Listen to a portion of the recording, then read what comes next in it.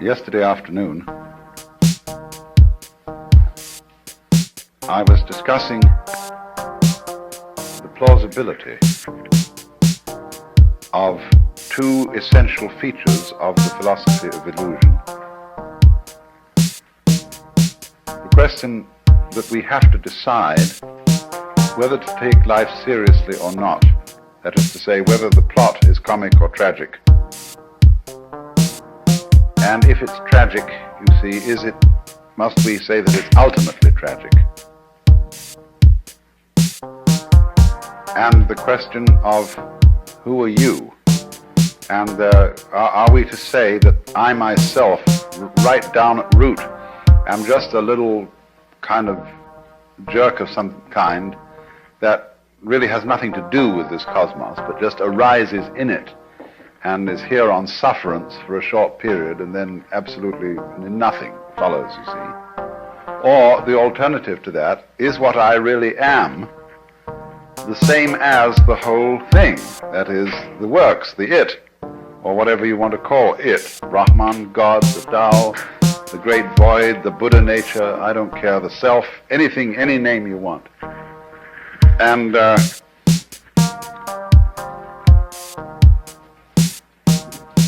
whereas that attitude, you can look at it from various points of view in judging it. You can say it's wishful thinking. You can say that it's insufferable pride. But the point of the matter is, as I tried to show, any other way of looking at things is kind of schizoid. It looks at human beings as if they arrived in this world like a bunch of birds on the branches of a barren tree. They just got settled there, you know, they don't belong. The sense of being strangers and pilgrims from another domain altogether. Well, where is this other domain? And how does it relate to this one? Are they separate? I showed you that even when we say that two domains are the poles apart, the very fact that they're poles shows that they have a hidden connection. And the hidden connection is the big thing in life. All you junkies know that.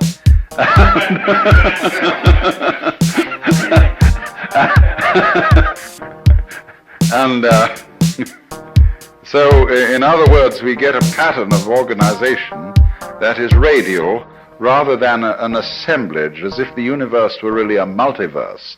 A lot of things that got collected together out of the infinite wastes of space and sort of began to maunder around each other. Whereas the other pattern, which is so much more sensible, is central and radial. And I showed you how the crystals and the stars and the octopuses and even the human beings are all radial structures. Of course, we don't see our radial relationship to the totality of the universe because it isn't obvious. It's obvious that a tree is an arm of the earth reaching up and waving at the sky.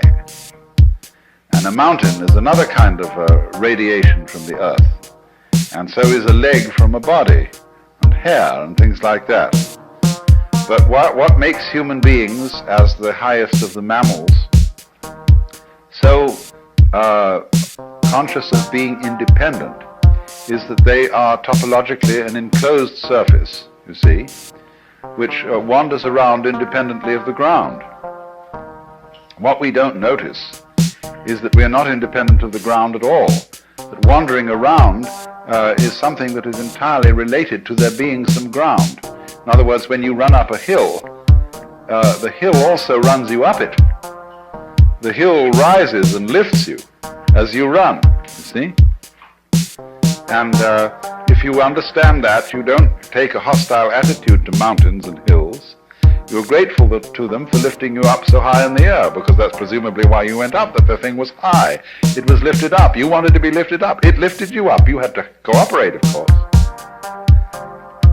I always like the illustration that I've used before, perhaps you haven't heard it, of the thistledown. The thistledown, too, comes moving through the sky.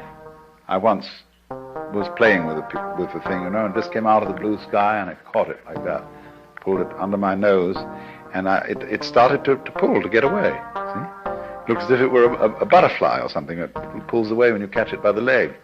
And I thought, oh no, of course, that's not the thistledown, it's the wind.